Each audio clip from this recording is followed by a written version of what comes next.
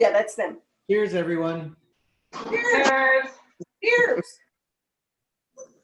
Oh, Ashley, get in this. Yeah, you should get in the picture. Yeah, then they can see you. Good night, guys. This used to be on the top. Hi, Sarah. That's some of your Chardonnay. What was it? We have to be all safe. Hi, Sarah. Was it Hannah? Okay, when you're up. Let's do it. You guys think that's fine? Yeah? Yep. Not really. Wait a little Pull her hat on. sign in. I like everyone's 3-color hats. I put on this morning. I don't even remember we were going to cook today. Destiny. So are you using a Zinfandel? Yeah. Yeah? Mm-hmm. Where's yours? I'm waiting for the men to pour me some wine. Chris, come on, dude. Is that Connie already? Yeah, I texted her half an hour ago asking if the sauce she was ready. Oh, shit, that's funny. 52, there was 37 a minute ago. Is everyone ready for some fried chicken? Yeah. Yeah. Yeah? Yes. Donnie I'll can't put on see. your mask, Andrea. I ain't putting on no damn mask. Okay, our oil's not ready yet. I just dropped it. So our oil will be ready. I had a hand since in Oregon. Yeah, this is cool. We're gonna have to do this next weekend with Mom. Can't hear you very well, Sarah. I wonder if you move that sign window to the top, I think it automatically, Okay. yeah, can drag it to the top. You have your volume all the way up. I've never made fried chicken before. I've never cooked in that much oil. Oh, they're mute. I think I have like 2 inches. We don't have 2 inches. But we got enough. I don't think so. Yes. Because I put a little bit of, I flicked it with water and usually She just turned it up. They're talking. if you flick it with water, that Now if they're will heating. make it start popping. Well, it's at 50. Yeah, you can put your oil in your pot or your fryer and put it on the heat. We'll go over it in a second once we get started, but yeah. It should be at what are we saying? 450. If you have your oven to 450, that'd be great too. Second. Yes.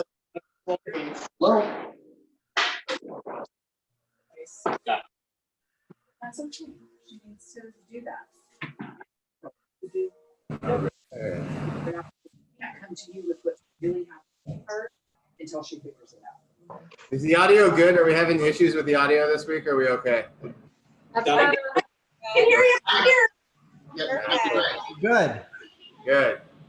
So I think we're just gonna start, and at the beginning, first of all, we want to say thank you guys for joining us for part 6 of Quarantine Kitchen. We're very excited to have you all here, and today was actually supposed to be our grand opening, so we are happy that you guys at least are able to join us virtually, even though you guys aren't able to join us physically. But for our grand opening, we wanted to pop open our sparkling just to toast with you all at the beginning and cheers with you. And then we wanted to give you a short tour of our winery barn so you can see what we would have presented today at our grand opening, and then we'll begin our quarantine kitchen. Ready? So, Ready? They're popping their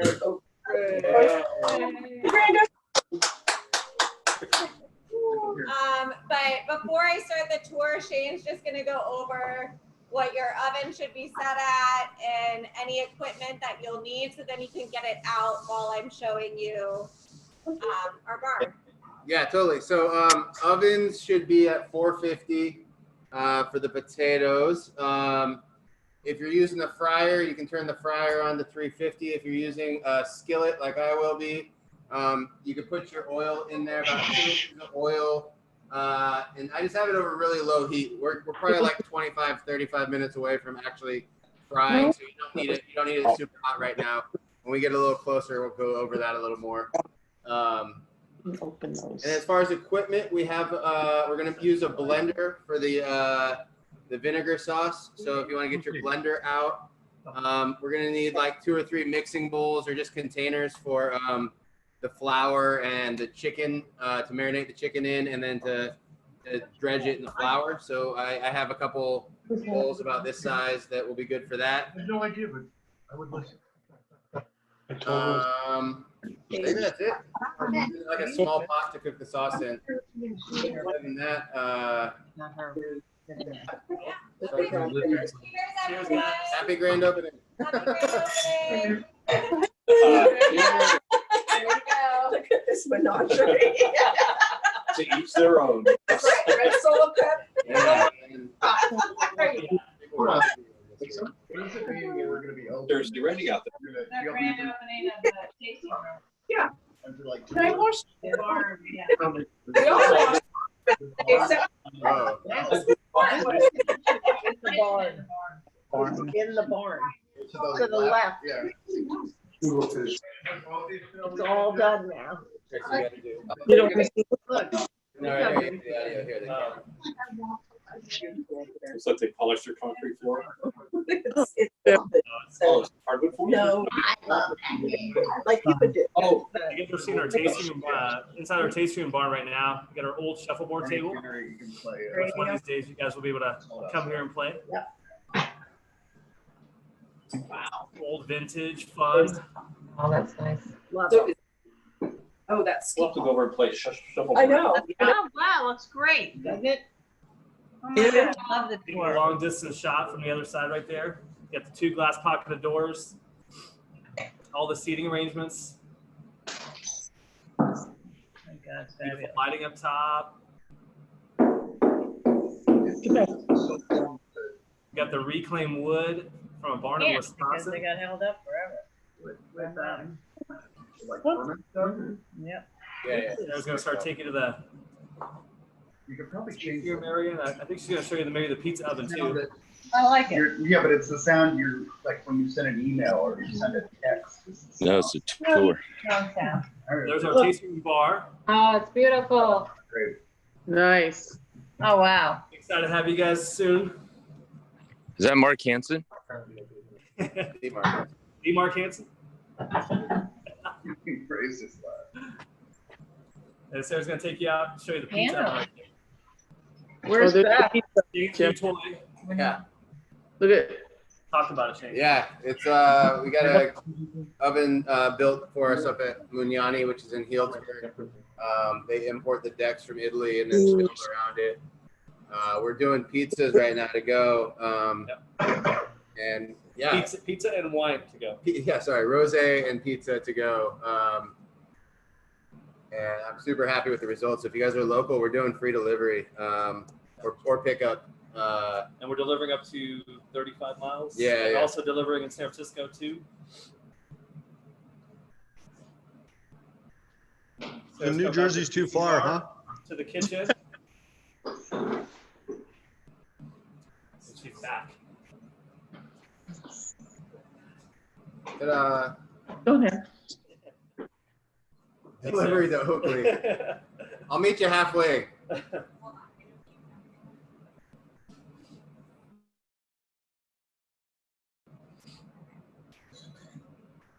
We good?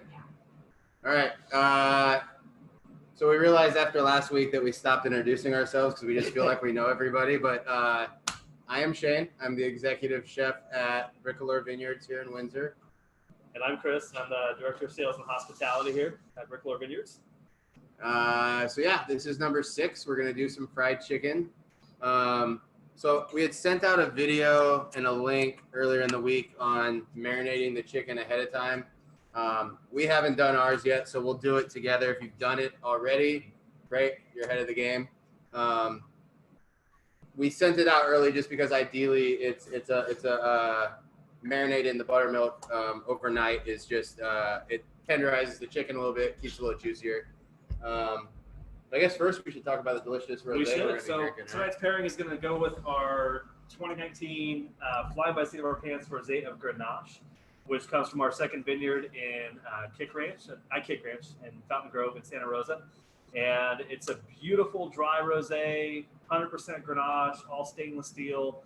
One of my favorites. And I will have Carrie, our winemaker, talk to you guys more about it and details of how it's made. But it's going to pair really amazing with our fried chicken tonight.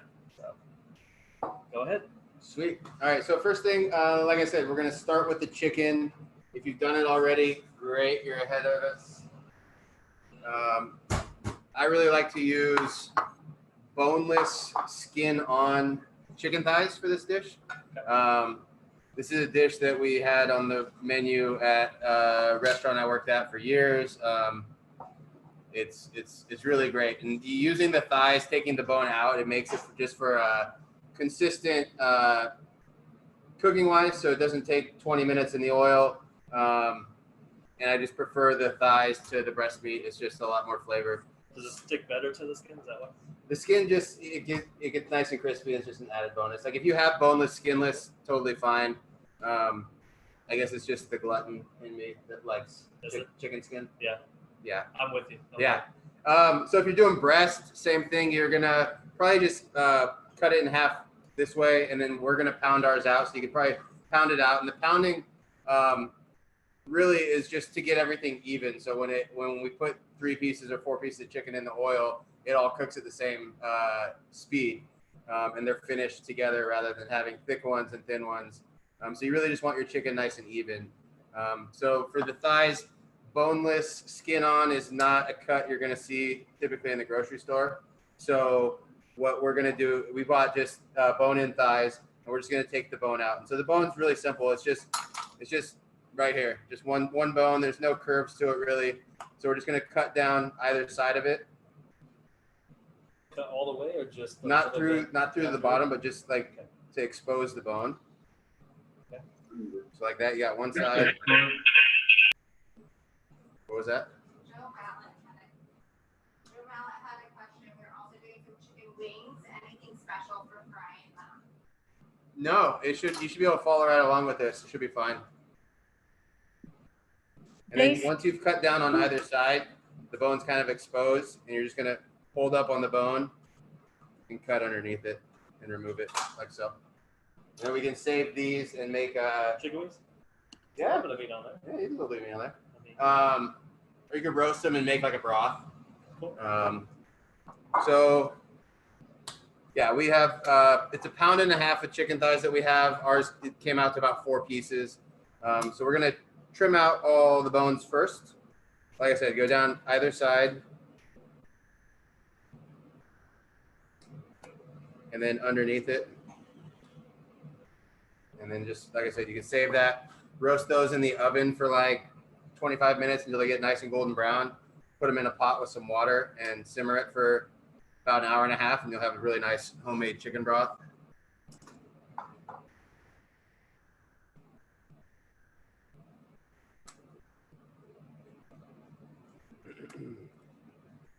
How much fresh basil is equivalent to how many tablespoons of dried basil? Oh, that's a good question. You got the Google, man. For basil, I would just do like a 1/2 teaspoon for the sauce. So the basil in this dish is going to be in the vinegar sauce, and then there's also we're going to fry up some fresh leaves for garnish. But I would just do minimal. I think the dry is going to really overpower, so I would recommend maybe like a 1/2 teaspoon for the dish. How we doing? I'm doing good. Awesome. We keep going. Okay. But maybe you should stop. Yeah, I think you gotta slow down, man. You should slow down. That's what I'm saying. So we got our chicken. Now we're gonna pound it out. Do we have a knife recommendation pairing? Yeah, so boning knife. I'm just using my chef's knife, but One that I recommended in the video, like a boning knife would be great. Like something that comes to a fine point. Like this is a good one. Where's the camera at? On screen. I'm showing Chris's. So something with a thin tip would be better. I should have said that earlier. But really just anything that's sharp. Yeah, like something that thin will just get underneath there and you won't have as much of the meat stick to the bone. So now we're gonna take some plastic wrap. And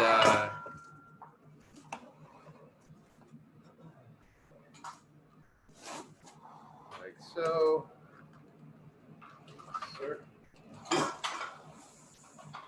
And then we're gonna put our 4 pieces of chicken that we boned out, skin side down, on the plastic wrap. And then we're just gonna pound these out a little bit. So method, just all 2? Yeah, just do 2 and 2. And then extra plastic wrap, we're gonna fold over the top. And we're not looking to like really beat the hell out of these. We just want to make it so if there's any thicker spots, we're gonna make those a little bit thinner. You can use a meat tenderizer mallet if you got it. If you don't, like a rolling pin or a saute pan, we're using some empty wine bottles. Again, like just kind of feeling it.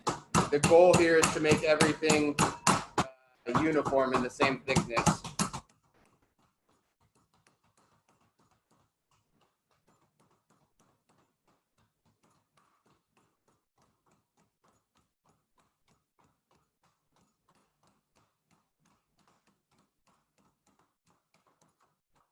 That's about good. So you can see everything's nice and even. It's all kind of the same height now. Nice and even. So now what we're going to do is we're going to cut these into a little bit more manageable sized pieces. And then we're going to marinate them. So you can leave them whole if you want and cook them whole. I just like having everything the same size so I know that it's going to cook at the same time.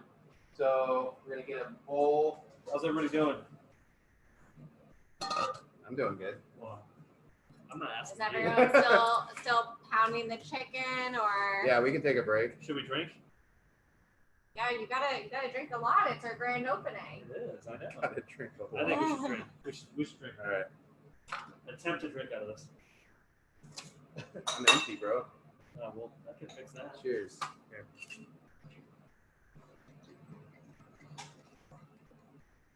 There. Cheers. Cheers. Cheers, everybody.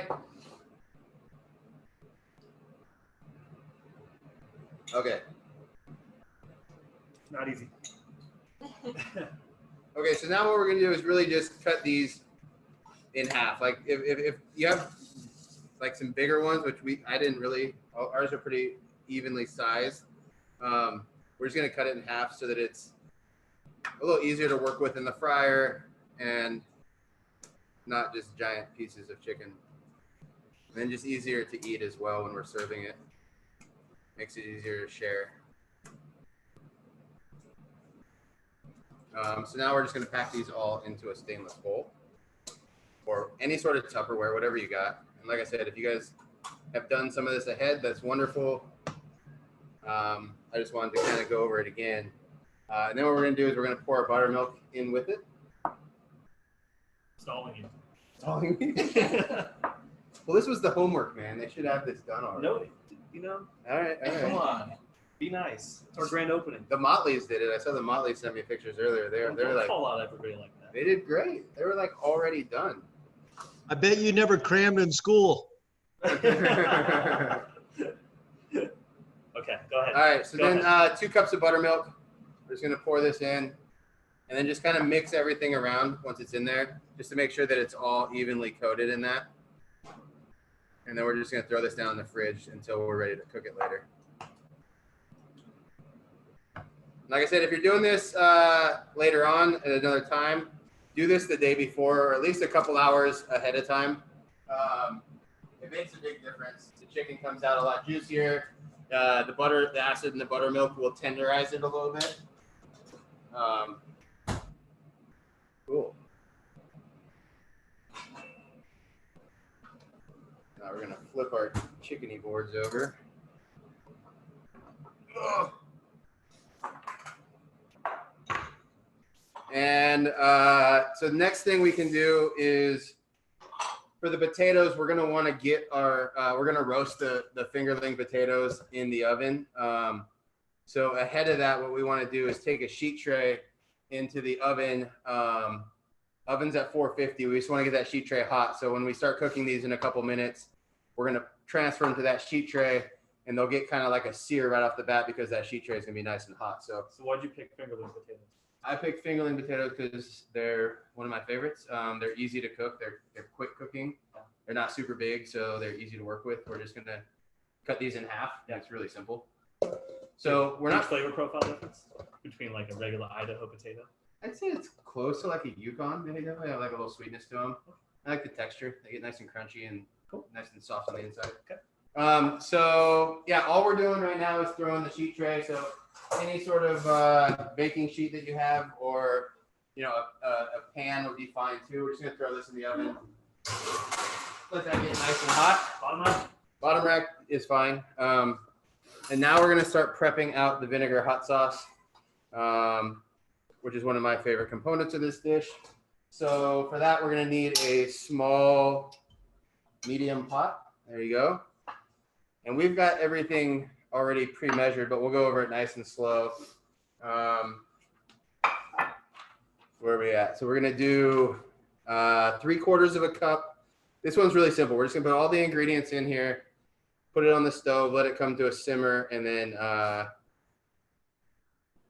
just blend it in the blender. It's really, really pretty simple. So first thing in is our rice vinegar. So we got a cup of rice vinegar.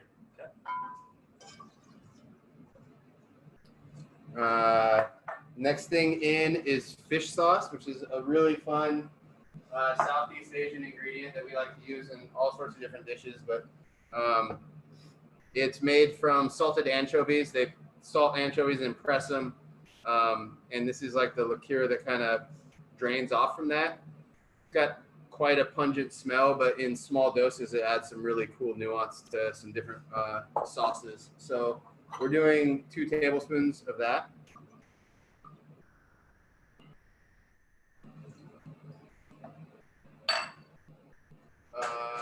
What's next? A little bit of soy sauce. So we've got 2 tablespoons of soy. If you're worried about gluten, well, this dish isn't really for you, but if you're gonna make this sauce for another preparation, you could do tamari in place of the soy sauce. Can you sub soy sauce for fish sauce? Well, there's both in the recipe. So if you're not doing fish sauce, I would do an extra tablespoon of the soy. So the recipe is 2 tablespoons fish sauce, 2 tablespoons soy. I would just do 3 tablespoons soy if you don't have fish sauce. Aluminum foil on the sheet tray. No, we're gonna go right on. So we're heating it up so that it'll act as like a sear on there. So you can put foil if you want. I'm not gonna. We're just gonna go right onto the hot pan, and it shouldn't stick. So we have our soy, we have our fish sauce, we have our vinegar. We're gonna add a little sweetness now with some honey. So this is gonna be 2 tablespoons of honey. We're using our Brickler Estates honey. It is very slow going. So this is kind of like This is good though. I know, right? This is Yeah. good. It's kind of like a sweet and sour. So like this definitely has some heat to it. But there's a lot of vinegar in here as well. And the chili, and then the other component of this dish is the Caraway Yogurt. And so you got, the idea is you get the heat and the acid from this vinegar sauce, and then from the yogurt, it's just like cooling. And so like the combination together is really nice. It's you got the super refreshing, cooling yogurt to go with this really acidic hot sauce. So you're going for about 2 tablespoons in there. Next thing we're gonna put in here is some garlic.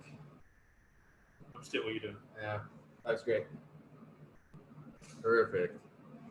So garlic, Chris, I think you have our lone head of garlic. So if you want to smash that, go ahead. You're doing it. Go ahead and smash it, and then you can show everybody the shake trick this week. How about that? The shake. So Chris is we got a whole head of garlic. He's just pressing down on the top, and then we're gonna take all the cloves, throw them in. We've got a couple stainless steel bowls. Any like-size bowls. Tupperware is not ideal, but it'll work. But just 2 bowls that you can put something in and just really shake it. And what's that? It's gonna loosen the skins, make it a lot easier to peel your garlic.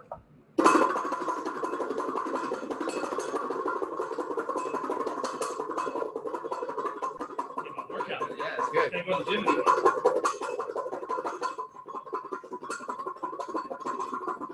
right, how we do? Perfect. Good. So you can see it doesn't get them all, but some of them it shakes the skin right off. The other ones it loosens it up a little bit so that it's easier to peel. So we just need 2 cloves each on this. So we're just gonna make sure they're peeled, and then go ahead and throw those 2 cloves right into your pot.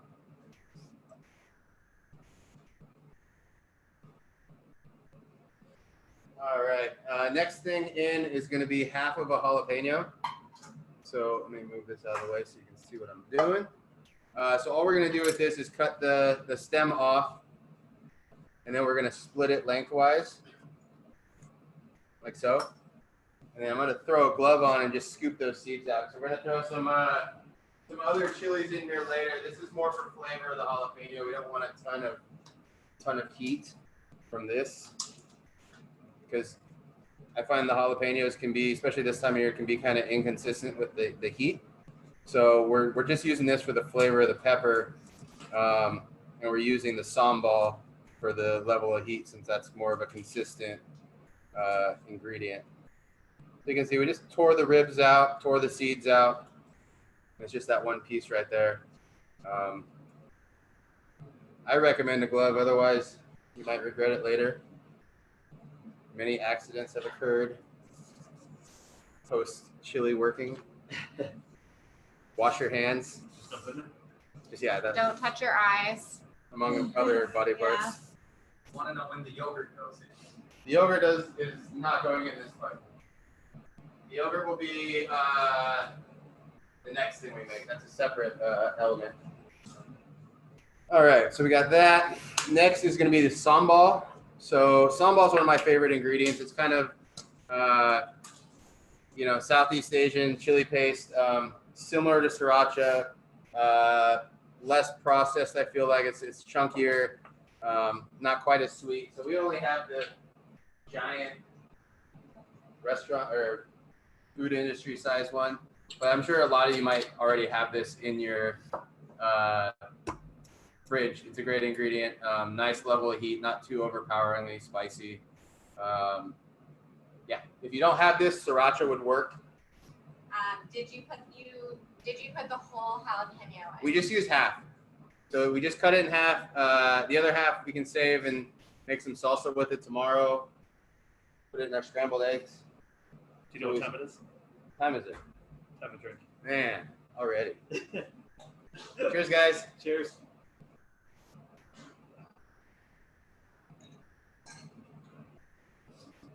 That rosé is delicious. Okay, so back to the pot. We're going in. This is 1 tablespoon of the sambal.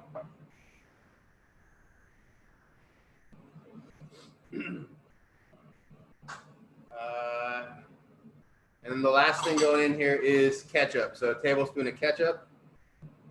I'm sorry, not the last thing, but almost the last thing.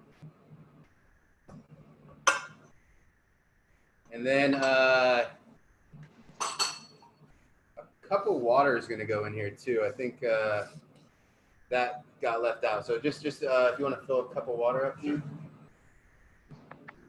I'm sorry, half a cup. So fill it up all the way and we'll split it. So we're going to add half a cup of water in here too, just because as we cook this, it's going to cook down and we don't want it to be too concentrated. Thank you, sir. And then basil. So we're just going to throw about 6 basil leaves in here. If you Large have ones, dry, small ones, large ones. yeah, a mix. Like I got 3 large, 3 small. Doesn't need to be too much. And then we're gonna save the rest of this basil for garnish. That's from our garden. This is not from our garden. The other 2 herbs we're using are from the garden. Basil is a little bit later in the summer. We've got sage and rosemary though that are coming up on the estate right now. All right, so this can just go back on a burner over like say like medium, low medium. We just want to bring it up to a simmer. And then once it comes up to a simmer, we're gonna blend it. Dina said, whoops on the water, did mine ahead. Is that okay? Yeah, it's totally fine. So should she add the water now? Taste your sauce. If it tastes a little too salty, you can adjust it with some water. But we're just doing it because I have the tendency to forget things on the stove while I'm doing quarantine kitchen. You do? Yeah, I've done it like 3 times so far. I don't think anybody's noticed.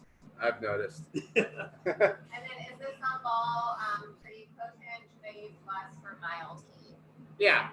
I think you could leave it out or just do it at the taste. You know, you can add more at the end if you want a little bit hotter. It's harder to, take stuff out. It's easier to add it in at the end if you want more.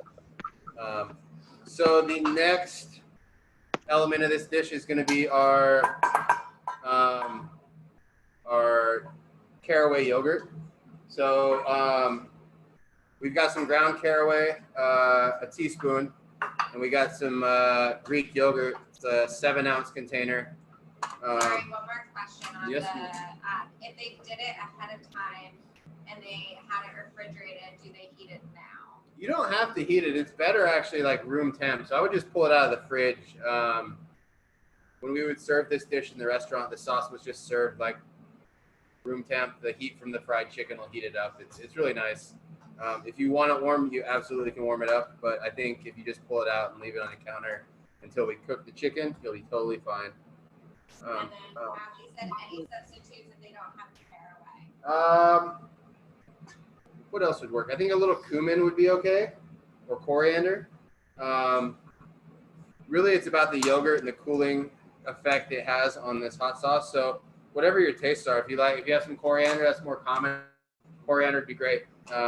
Honestly, the yogurt with just a little bit of salt to season it up is going to be really good too, and it's going to accomplish what we need it to do for this dish. So first thing we're going to do, we have our ground caraway. Sorry, I have more. Okay.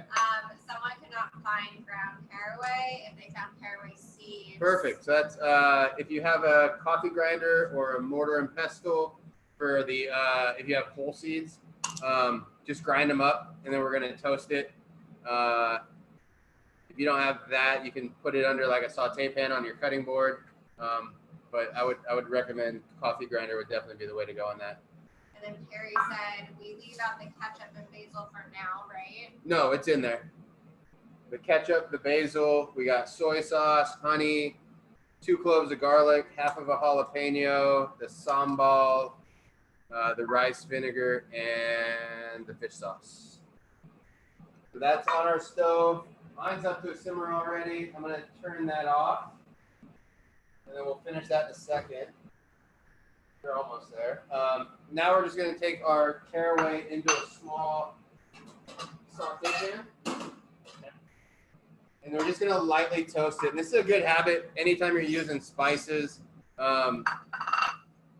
Just putting it in a dry pan, and we're just going to toast it until you see like the first little wisp of like smoke. You just want to smell that herb start to have some of the oils come out. It changes the flavor and makes it taste a lot better. So we don't want to burn it. We just want to put it on the stove for about, like I said, until it gets hot. You'll as soon as you start to smell it, that's how you kind of know it's ready.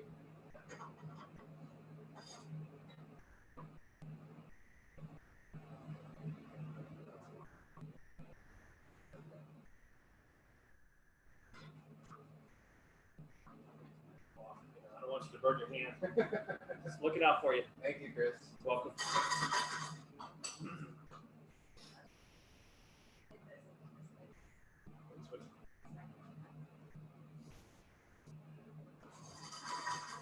Maybe we should drink. Do it, man. I'm gonna do it. hard to smell through a mask. I bet. Was that a teaspoon? It looked like more. What was the question? What was the question again? Was that a teaspoon? Because it looks so like more. How much? It's an eyeball teaspoon, yeah. It's Shane's teaspoon, Yeah, which Shane's is teaspoon. much bigger. Teaspoon's what you want. All right. They're questioning your math. I know, it's fine. I cook other food. I don't do the math. So now we got our toasted caraway. Oh, sorry. Hold on. Oh, yeah. Got it on that. Are we turning off the burners? Yes. Okay, guys, do we need to toast the caraway or can we just do our caraway? Can we throw a caraway? You don't have to toast it. It's going to be better, though, if you do. All Okay, right. we want better. All right, we're gonna be better. Trust the chef.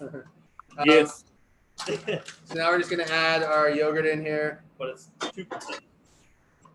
Yeah, really, any Greek yogurt. I mean, Put it in. Stop it! This has you make any I jokes? have to.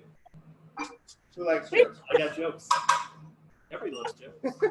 Uh-oh. Are we back? Yeah, you're Okay, cool. 7 ounces of yogurt. 7 ounces of yogurt.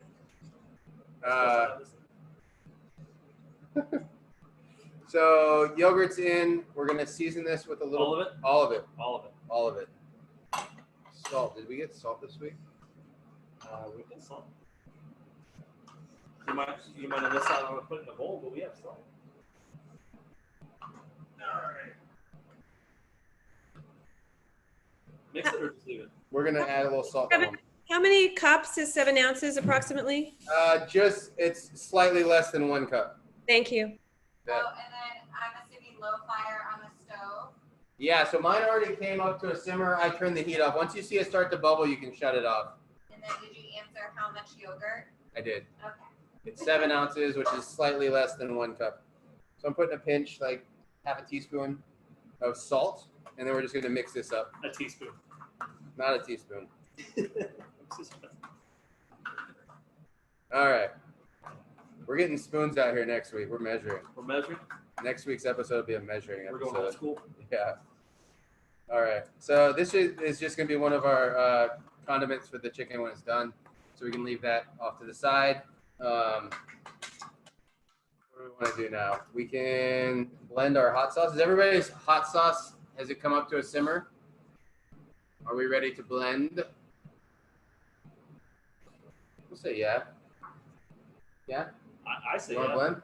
So it's really easy. All we're doing is putting it in our Just blender. wants a reminder of an emergency substitute. She doesn't have caraway. She can use Coriander. Coriander or cumin.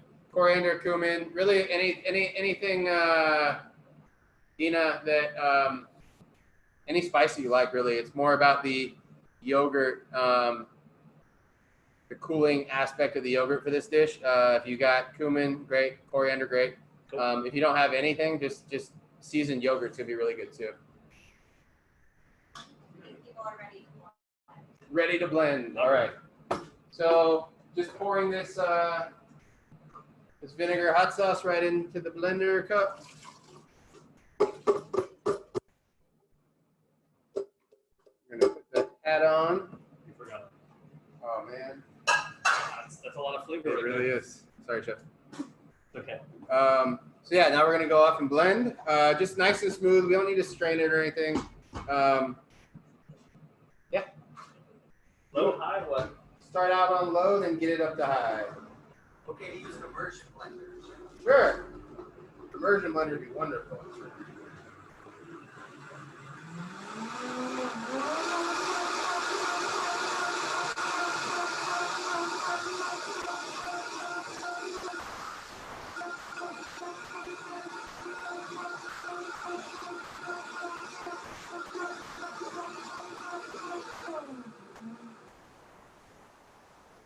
Done?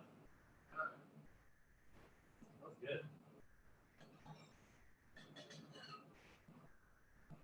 Again, we can just set this kind of off to the side until it's time to eat. Okay. We can hold it in a bowl. We're ready for service. Oh, that smells Yeah, it's a good sauce. I really like this one. Thank you, sir. All right. Good? Good. Cool. So next thing we can do is get our flour seasoned up for the chicken. So this is going to be what would we say, 3 cups of all-purpose flour, half a cup of cornstarch. Cornstarch just helps keep it crispy. We've got a teaspoon of red pepper flakes. Any sort of little bit of chili in here is great.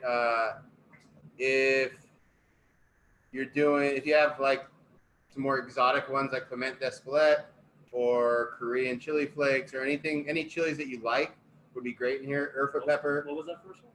Piment d'Espelette. It's a dried chili powder from the Basque region of France. It's really nice, super smoky. So we're gonna go with our chili. We're using chili flakes, but like I said, whatever you prefer would be great. And then we're gonna do quite a bit of salt in here. So what did I say? It's 2.5 tablespoons. So I would actually measure this at home because this is really all the seasoning that's gonna be for the chicken. Like we'll season it when it comes out of the fryer, but this is like a really pretty crucial step. It does take a decent amount of salt to make sure that we didn't season or brine that chicken at all yet. So this is really where a majority of that seasoning is coming from. So you're doing how much? 2.5 tablespoons. 2.5. Yeah. And then we're gonna whisk this together.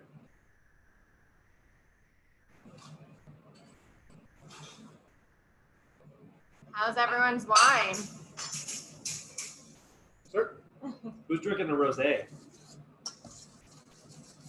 I am. There.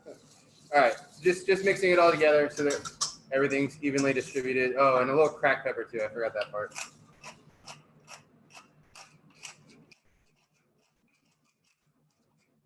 That turns. 10 turns. Sorry. 9. I would actually go 9. If you Oh, do 10, man. that's too much. Let me take some out. It's too much. Always trying to mess me up. Cool. So we got our flour. We got our sauces. We're gonna get our potatoes cut and in the oven, and then that's gonna be our last step before we go to carry. And then we'll come back and fry some chicken and eat dinner and drink wine. So for the potatoes, we have we're using fingerlings, banana fingerling potatoes. Any Yukon, whatever you can find. The little marble potatoes are really cool too. We've washed these, and now we're just gonna cut these in half. And return them to this bowl. So just lengthwise, like so. Ooh, Yeah. you got a little person. I know. Off the rock here. That's Mr. Potato. Or Mrs. Or Mrs. Or Miss. We're gonna cut these all in half. We're gonna season them up with some olive oil and some salt and some herbs from the garden. And then we're gonna get them on the sheet tray that's in the oven already hot. And it should only take about 15 minutes or so. So these should be coming out right about the same time as our chicken is done cooking. All right. So we've got some sage and some rosemary from the garden. This is kind of a rustic preparation. We're not gonna cut these up too much. So like the sage leaves, we got these beautiful purple sage that Mikey's growing for us. Just gonna tear them in half. Who's Mikey? Mikey's our estate gardener. He's doing a good job. Oh, he's a stud. There he's right there, helping out tonight. And why do you tear the herbs and not cut them? Sage is one I do cut it sometimes, but I prefer not to bruise them up too much. More so with fresh herbs like softer herbs like basil and stuff like that. But in this preparation, it's gonna get cooked down so much in the oven. It just doesn't. It's It's a waste of time to cut it. And then the rosemary, we're just kind of pulling it off the stem. We're gonna throw that through. So it was about, I don't know, maybe like 10 leaves of sage, and really just like 1 sprig of rosemary going in here. Is all we need. Then we're gonna season this with some cracked pepper. 7 turns on the pepper, Chris. You know, you try to mess me up all the time, so I'm gonna keep you in line here. Yes, sir. We got our olive oil is going to go in here as well. Say about a tablespoon. This is our estate Bricoleur olive oil. And then some salt, which you have on your side. I'll share. Thank you. It's about close to a teaspoon. Thank you. And we're just going to toss this throughout.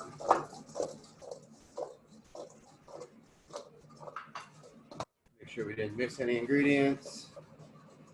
I saw Sharon though, so she'll keep me honest if I forget something. All right, we did it. We did it right this time. Okay, so if you want to come back around, Sarah, just for a second with the camera. Or if you want to switch it over. We should have a drink real quick. I concur. Cheers, guys. Cheers.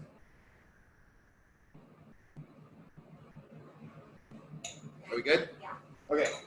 So we've got our sheet trays in the oven. Should be nice and hot. We're just gonna put the potatoes on. You can hear them start to sizzle a little bit. And we just want to get them the cut side down.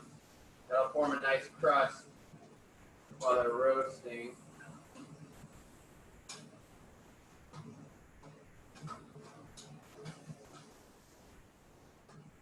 Heating up this the sheet tray like that, it's not necessary. It just makes it a little faster.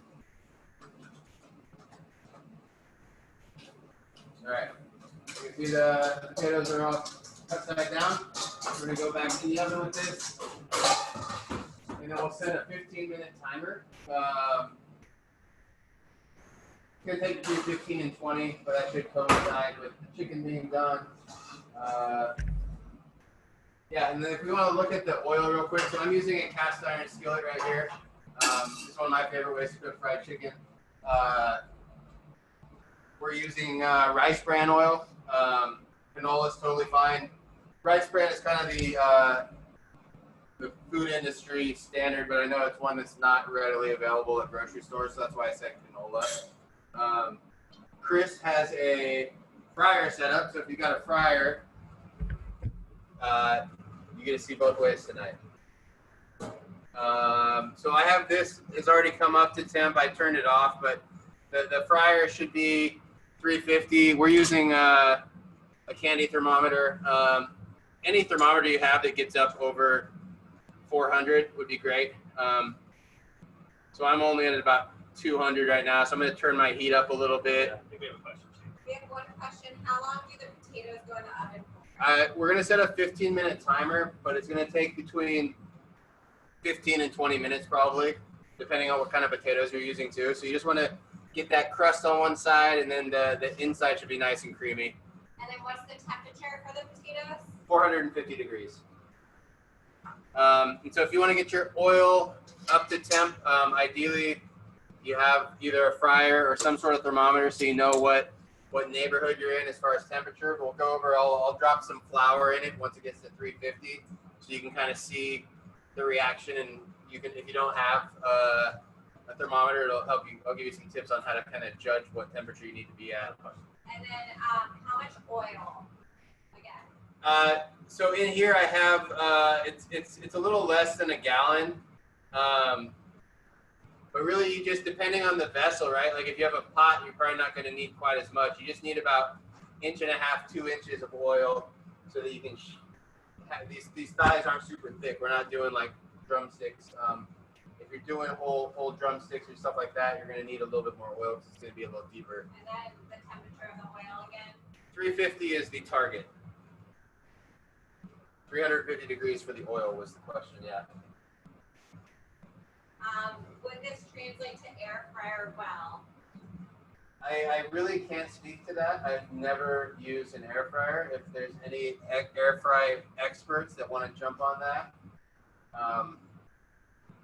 yeah, I don't know.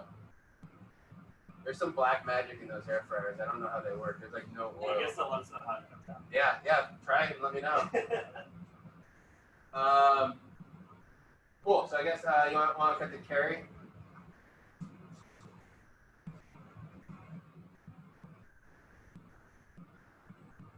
There he is.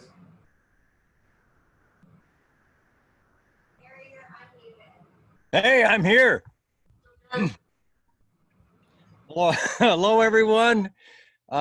Sitting outside next to the vineyard, enjoying the wine, trying to be as pink as possible. We're actually in some cool weather here in Northern California. Not that I'm freezing, but yesterday it was probably in the 80s. We're probably in the mid 60s now. But we have warm weather coming, so it's the perfect start of spring and spring growing. I'll show you a couple photos from the vineyard here in just a second. Grenache as a variety, or as they would know in Spain, it's Grenache, but we call it Grenache. It is a very old variety from the northern part of Spain, the Aragon region. Not that I know the Aragon region. I don't think I've ever been there. But it is a very old variety. It's able to grow huge amount of production per acre, per hectare. It is to make the best wines from it, you limit the amount of production. It is a variety that likes to grow in a dry climate, sort of like what we have here in Northern California. So here in Northern California, the rain stops basically at this time of year, and we don't have any rain all the way till November or December next year. So that's what we would call a dry climate, which would somewhat mirror the region in Provence, where Grenache is a big variety, along with other what we call Rhone style varietals. Why rosé from this variety? This variety likes to make light-bodied red wines, but as it makes wine with not a huge amount of color. It's not black red wine. You harvest the grapes and you put them in a press and you get the juice away from the skins before any kind of fermentation, and it makes beautiful rosé. And the thing about the variety is that the amount of acidity that it has when you pick at lower sugar levels makes it a wonderful rosé wine, lots of texture in the mouth, lots of style to it. So last week when we were here, Sarah, can you turn on my screen sharing? You have to turn on your screen sharing yourself, remember? I am, but it's saying I can't. Oh, I have to make you a host. Got it. So, technology when we love it. So, here we go.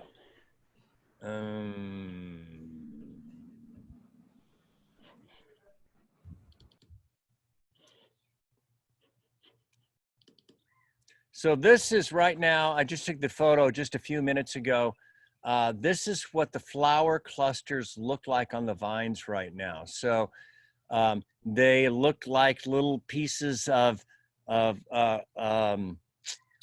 flower. All of those little bumps are actually the flower structure, but they're nowhere near flowering yet. They won't do that for several weeks. So you have little flower buds all through the vine, usually 2 per cane, and that big green stalk going up from the bottom to the top is one of the canes. That's what Grenache looks like as a variety. That's an amphilography or a classic drawing of the variety. And if you look closely at it, it looks dark, but it is actually very light in color. So that the skins just don't contain a lot of color. And it's the color in the skins that make red wine. So if you take that bunch of grapes and you take all the juice away from it, basically press it, you get clear juice on the inside and a little bit of color that would come from the skins. If you ferment that whole cluster together So you crush the whole thing up in fermentation, 2 weeks, you crush it together, you would get red wine. What we do is we put it in a press and we get the juice away from the skins as fast as we can. So that's the way the vineyards are looking now. I walked a little bit in the vineyard the other day when last week.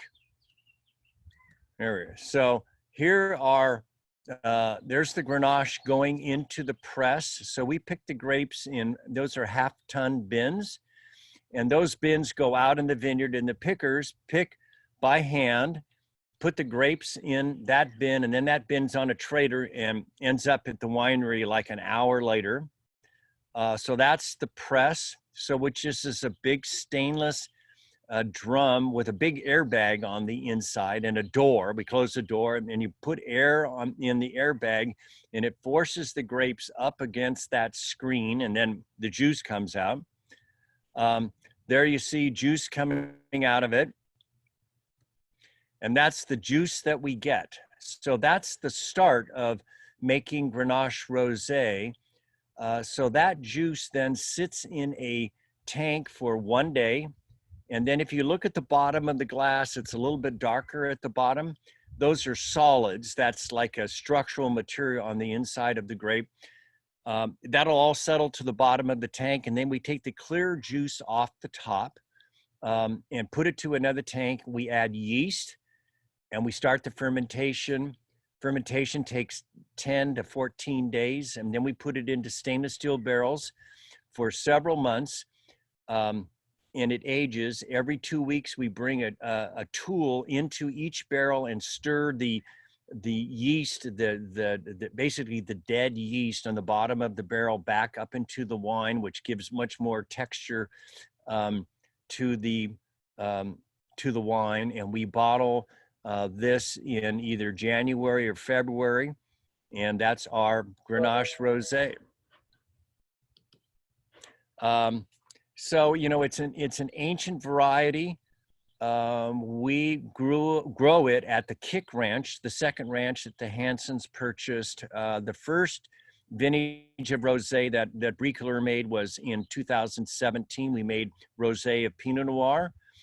Then after the Kick Ranch became part of the collection of vineyards, then said, God, let's make rosé, and we were already had the flying by the seat of our pants as part of our name and our structure and what we like to do.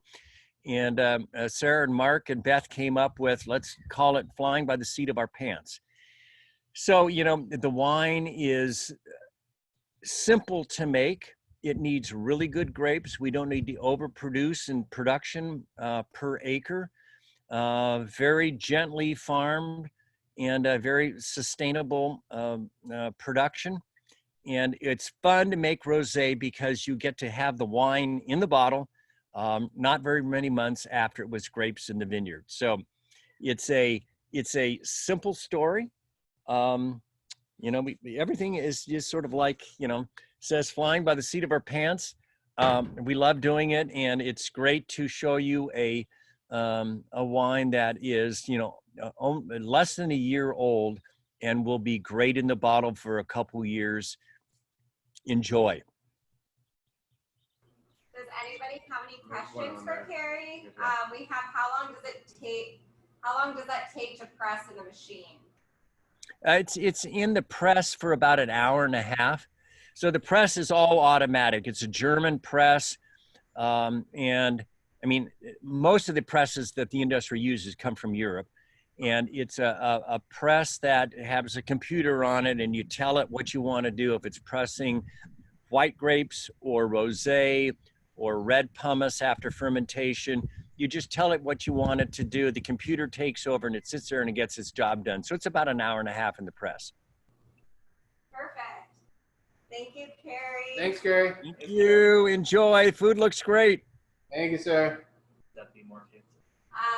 Carrie, I did just claim the host, so just to let you know. Okay. You claimed the host? Yeah, I had to switch it, Yeah. give him host access. Okay. Me. All right. So we're gonna go back to the back camera 2, and we're gonna cook our chicken now. part. All right, so We need your flour too.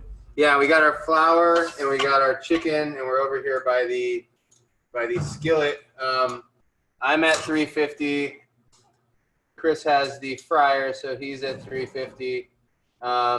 If you don't have Black Hawk down. We lost sound.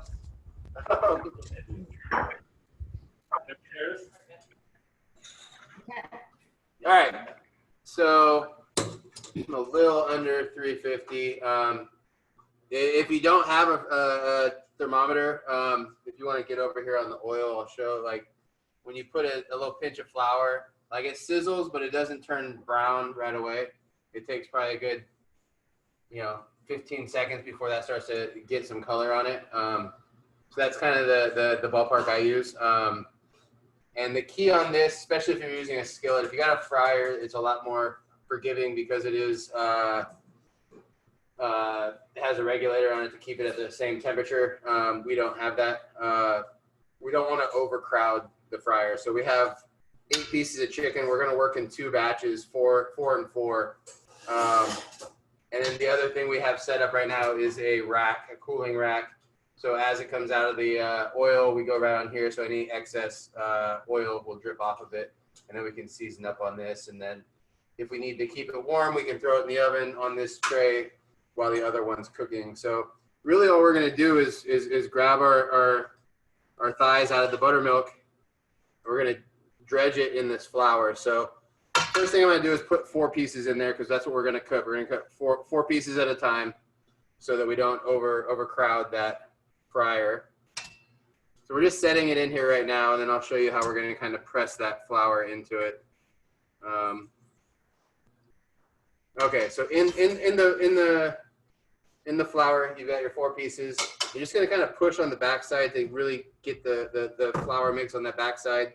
Flip it over, do the same thing, and really kind of press that flour into it and turn it a couple times so you're sure that it's really, really coated well. We're going to shake off any excess before we go in the fryer, but you really want to make sure that that crust is on there. So we're going to do that with all 4 pieces. Just really turn it, and then each side kind of press it down into the flour. Yeah, there you go.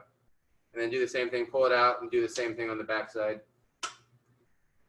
And so we'll get all 4 of them pressed like that. We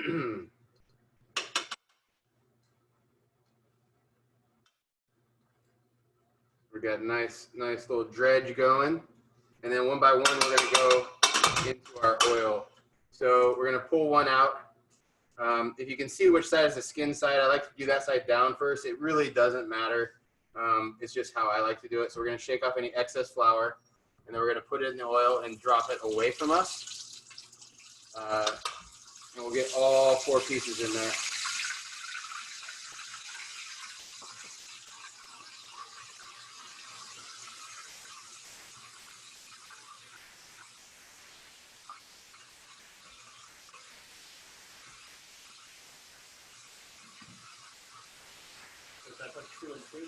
Yeah, I do 2 and 2 on them, exactly. So we're not going to mess with it too much. We'll check it here in a second. So if you're at 350, you'll start to get a little golden brown a couple minutes in. Because we pounded them nice and uniform, they shouldn't take more than like 4 to 6 minutes. We'll flip them about halfway through. So right now we're just going to kind of let them do their thing. One question we have is, what about the potatoes? They're in the oven. Still got 2 more minutes. I got 2 minutes on my timer. Maybe just check on them. No. And Check it then how out. hot is the oil supposed to be before putting in the chicken? 350 degrees for the chicken. And if it drops down a little bit, you can turn your heat up as you go.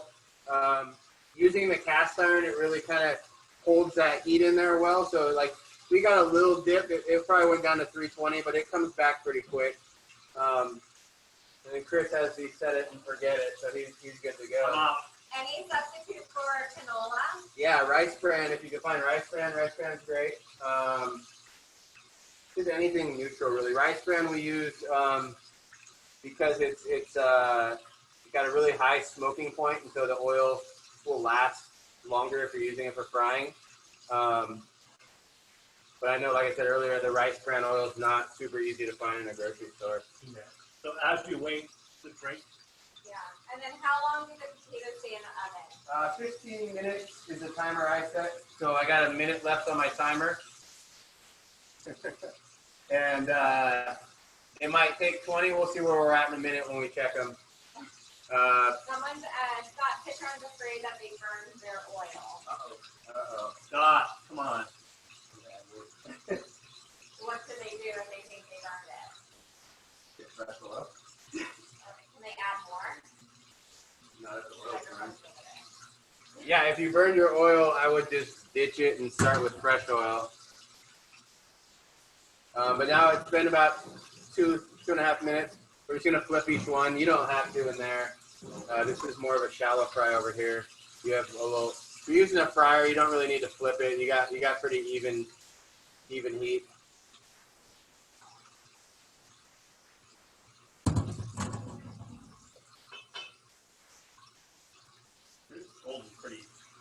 Yeah. That takes a while. I guess. Yeah, and it really depends on the heat. Like, yeah, this might have been, 10 degrees here or there makes a little bit of a difference. So mine. Oh, potatoes, everybody, potatoes. Let's check them out. So we're gonna pull them out and look at them.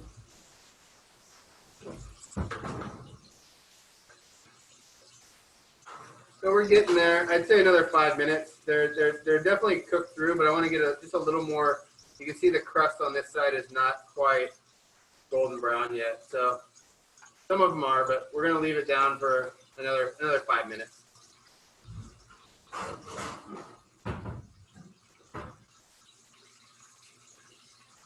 All right, so my chicken is starting to look pretty dang good. Nice golden brown, both sides. Yeah, I mean, it's super crispy. How's yours looking? Close. So mine is ready. Chris is not, so we'll pull mine out. We're gonna go right onto this rack. Let all that excess oil drain off. And as you're pulling it out, this is when you want to season, because there is still some oil on the outside, and it'll help the salt kind of stick to it. So we're gonna pull our pieces out. A couple more questions. How hot does the oil need to be with a candy thermometer? If you can just repeat that. 350 is the temperature of the oil. And then do you flip when golden? Yeah, when the first side starts to get some color, I flipped it. So it's like 3 minutes per side, 2.5, 3 minutes per side on that. Again, if it's not looking golden brown like mine is, like Chris is using a fryer and his is a little bit behind. He's probably about a minute behind me. And that's totally fine. Sometimes the oil's not right where it needs to be. And Gail just wants to let you know that they have not put the chicken in yet because it's oil still. Cool. So, and your mom says yummy. Thank you, Mom. Now we're just gonna season this with a little bit of salt on each side. We already have quite a bit of salt in the breads and the flour, so we just want to get a little bit of just a little finishing seasoning on there, very lightly salting that. Yeah, I think we're good. How's everyone feeling with doing fried chicken at home? Good? It's cool to see the difference. Yeah, right. Yeah, I like that. So you want to season those with a little bit of salt? Yep, I will do that. We're going to do the same thing in the... Shane's famous 1 tablespoon? No, lightly. We already got salt in there. So now with our remaining 4 pieces, just the same process. Getting it in the flour. Just kind of pushing on it a little bit so that it really gets that flour to stick onto it. Doing it on both sides. You really don't want to see any naked chicken meat. You want everything coated in flour. You ever seen naked chicken meat before? You know, I did. You really? It was a nightmare. College? Yeah. Yeah. Have you? No, I never have. I stay away from that stuff, man. That's weird. Man. All right. You haven't experienced life. I guess not. Okay, so shaking off the excess, dropping it in away from us.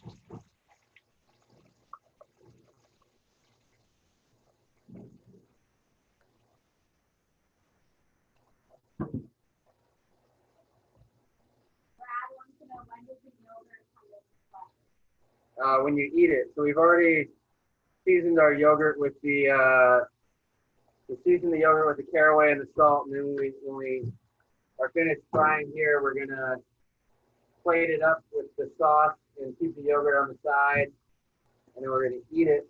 And we're gonna put some of that yogurt on the chicken. And then Dina wants to know, how do you know when the chicken is done? I'm going basically off of time. So it's been in there, it was in there for about 6 minutes, and this also, we pounded it out. So like if you're using whole thighs that are, an inch thick, it's obviously going to take a lot longer. Part of the reason we took the shortcut kind of in pounding it out is so that it would be a quick cooking dish. So like, and this is a dish that I've cooked for the last 7 years, so I know this one like the back of my hand. But the act of pounding it out makes it so it's a lot longer, or a lot less time in the fryer. If you're concerned that maybe you haven't got it all the way cooked through, you can always heat a little bit and just make a little incision in the thigh and speak and look at the meat to make sure. And if your oil was a little bit too hot and you got a little too dark and it's still a little bit raw in the middle, I would just recommend finishing it in the oven at that point. So that at what temperature would you finish it? We've got our oven at 450, so I would just start in there first. How about the potatoes? Potatoes, yeah, it's in about 5 minutes. Oh yeah, babe. That's good. You can start to see they're all starting to caramelize. You got crispy sides, and the rest is just nice and tender. So we go ahead and pull those out. And Amanda and Terry think it's time for a drink. Yeah, I concur. Cheers, everybody. Cheers. Did I leave you hanging? I'm sorry. Okay. Competition again. Can you pass me like 4 of those smaller bowls? Left? Yeah, right there. Nope, left. Nope, too far. If they're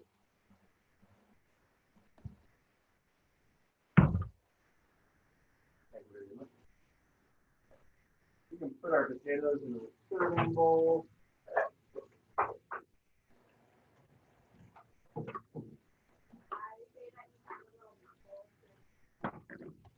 What's that? I sound muffled, I'm sorry. That's just how he sounds. So the chicken's starting to look good. It's been in for about, I'd say, 2.5. You can go ahead and give that a flip. If you're using a fryer, the flip is not as important because your fryer is going to be a little more even heat than skillet frying.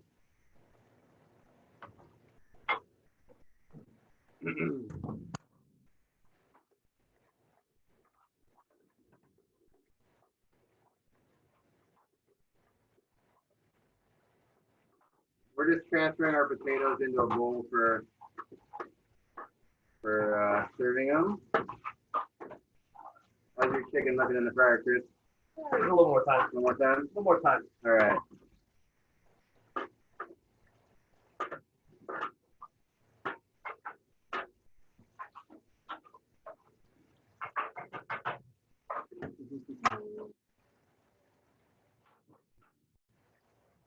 Well, my potatoes came out good. Yeah, those are good, dude.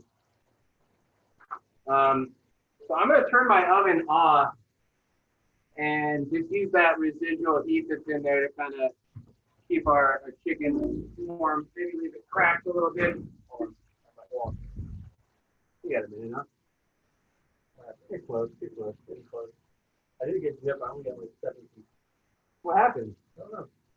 You gave me a really tiny one. I couldn't make it. I gave it to you. You did? All right, sorry. That was you. Yeah. It's a little bit spoiled. Feels like it's there. Quarantine time here. Yeah. Getting crazy. It really is. Right? There's no blue hair in the tax this week, though. That's safe as far as that's concerned. Yeah, it's getting close. How's yours looking? I got. You definitely see some golden brown, getting really close. It's really different, though. The coloring is very different to They're getting better. This was just a little low, I feel like. The first time we used this thing. So you set me up again. I did. I gave you the good one, man. You have a deep fryer for the fried chicken. You said your favorite system. Oh yeah. Those are mine. It's obvious. Right. I know. So this is ready. You can see nice and golden brown. Gonna pull that out. Yours isn't ready, just let it keep going.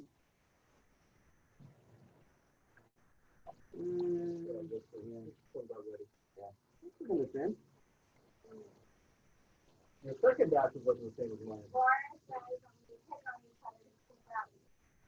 Oh man, You don't want to hear what he's saying. we weren't picking. I was just saying You don't want to hear it. how handsome Chris is. Oh, stop. All right, so we can turn our oil off now that everything's out. I just don't have the mohawk like It won't be here. that. much Mohawk longer, is dude. amazing. It's too much. I don't know. I don't know. I don't think it's too much. I love it. All right, so seasoning both sides after it comes out. In that hot oil, if you want, one thing we used to use for garnish, if you have a couple leaves of basil left, you can just pick those and give those a quick fry. Makes for a nice little garnish.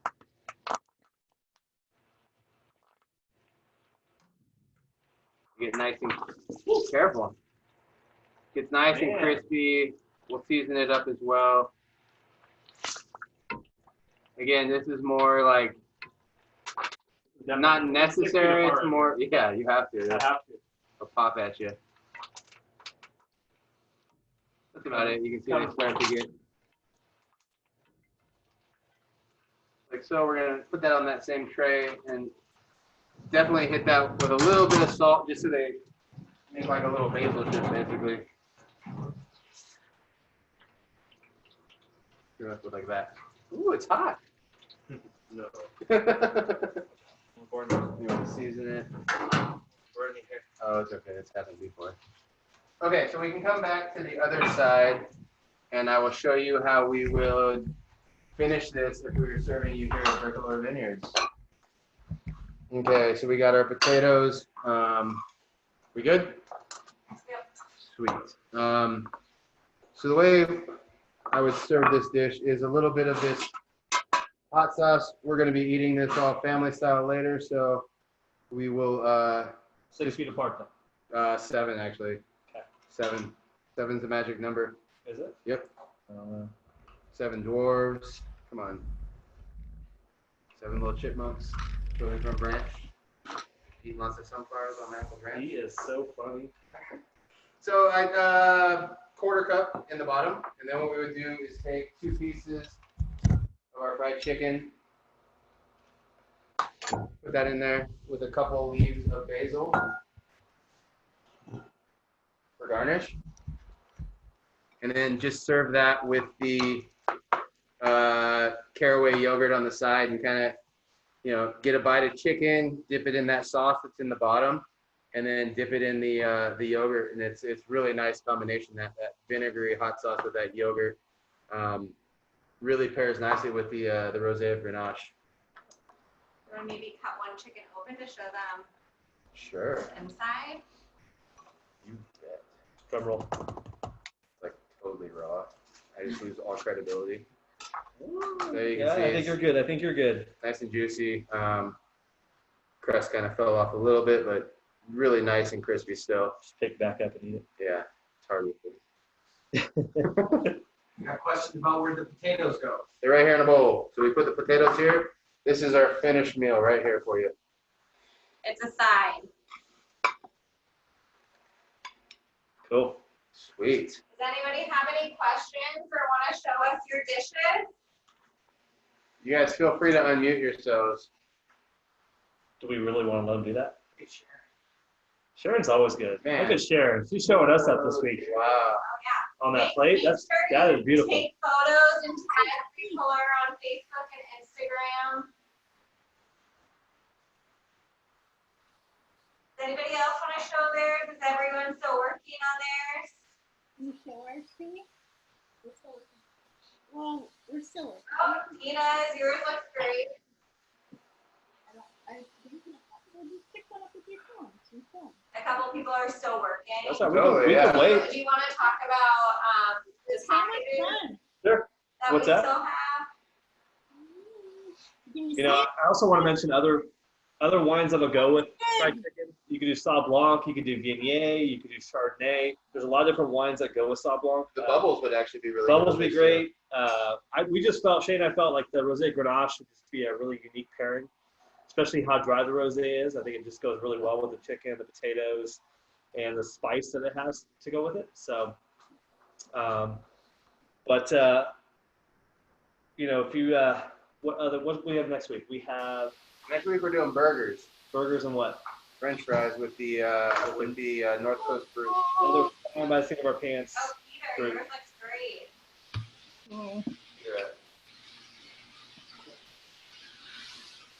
Oh, what's up, guys? Hey. Where's Wendy's? She's got a Oh, dish in fun. her hand. She comes in.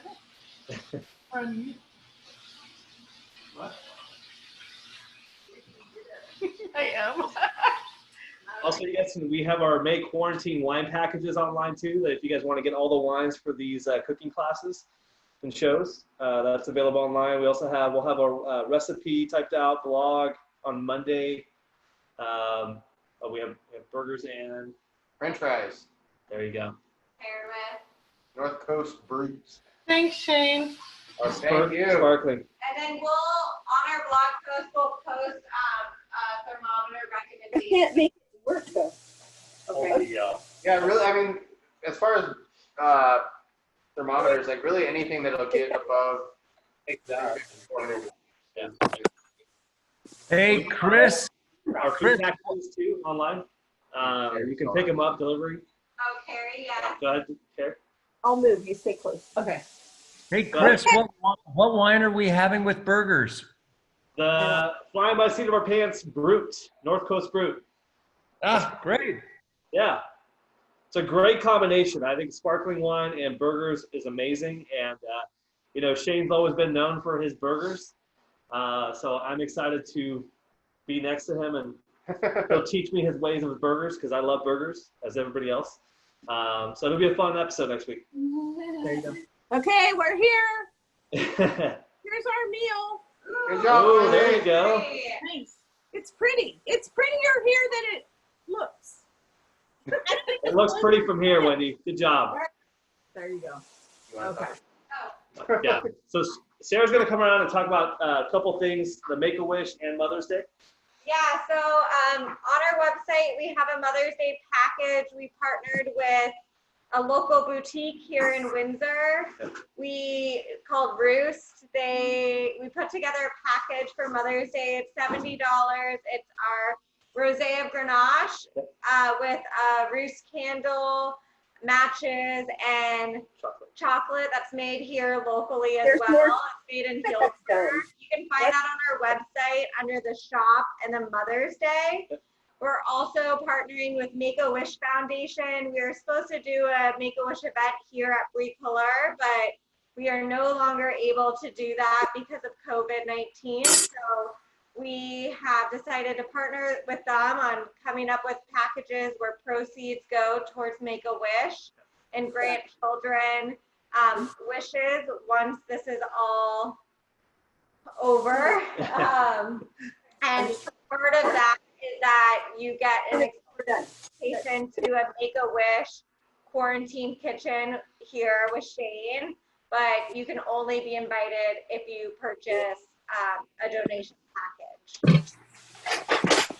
And then we also have some wine and food packages available. Shane will let me. Shane? Shane, Yeah, come on. Come on. Yeah, we got a couple pasta options we're doing. The pizza is great value. We're doing 2 pizzas, 2 cookies, a bottle of the Rosé of Grenache for $55. So we have beef bourguignon. Beef bourguignon. There's 2 different pastas that we're pairing. One with the Pinot, one with the Zin. So yeah, you get on our website. There's links to talk, and like we said earlier, we're doing local delivery up to like 35 miles. 35 miles, yeah. And then Sarah's doing deliveries down in the city. San Francisco. Or you can come, sorry, San Francisco. Or you can come pick up at the winery. And yeah. And then someone wants to know what they do with the extra oil. Save it for next week because we're making French fries. There you go. And then what are we cooking for Make-A-Wish? We're doing, for Make-A-Wish, we're doing the Amatriciana that we did week 1. It's going to be slightly different this time, but if you on for that one, it was our first one we did for Quarantine Kitchen. I got fired for what? Did I ever tell you that? And as part of that package, you get homemade black pepper, pasta, estate olive oil, Zinfandel, and then a recipe card. Recipe card, yep. And then also a free virtual tasting with me. Chris. Keep me company. And we are doing deliveries for Make-A-Wish to any location outside of California. The only wine and food delivery that we do outside of California is our black pepper pasta with the arrabbiata sauce. It holds up for shipping. Unfortunately, we can't do pizza. No, you got to come here. Maybe one day we'll find a Yeah. full pack or something, but for now, so. And do we have the yoga on Monday? No, okay. Just check. Let's see what other question. The leftover oil is great for the French fries. Yeah, I would just store it in a container. You can leave it out. It doesn't need to be refrigerated. I would just put it, let it cool down. Obviously, right now, don't put it in anything until it's much cooler, and then put it in a Tupperware or whatever you've got, and just cover it. If you've got like a strainer or like a coffee filter, you can run it through just to get all the little flour bits that we missed. That would be good. Oh, we have things from Toronto. Toronto, I love it. And then yes, Joe, the pizzas can be delivered to San Francisco. Yep. They are amazing. They can be delivered or picked up at my apartment. So let us know what's easier. Is everyone else done with their dishes? Do you want to show us how it turned out? Good Nancy Greeley from Connecticut. Oh, Beth, that looks That wonderful. looks good. Oh, there's Nancy looking at it. No, she made a lot Nancy. of fried chicken. Wow, that's a lot of chicken. We're coming over, Nancy. Yeah. Thank you for joining us for our unofficial grand opening. This was awesome. We're actually in Rhode Island. We should do one more cheers for the grand opening. Yes. Cheers, concur. guys. Thank Cheers. you so much.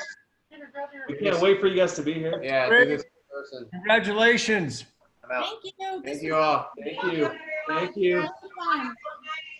Bye, See Frank you and next Maureen. week. Yep. Bye, Shane. See you Bye. later. Thank you. Bye, guys.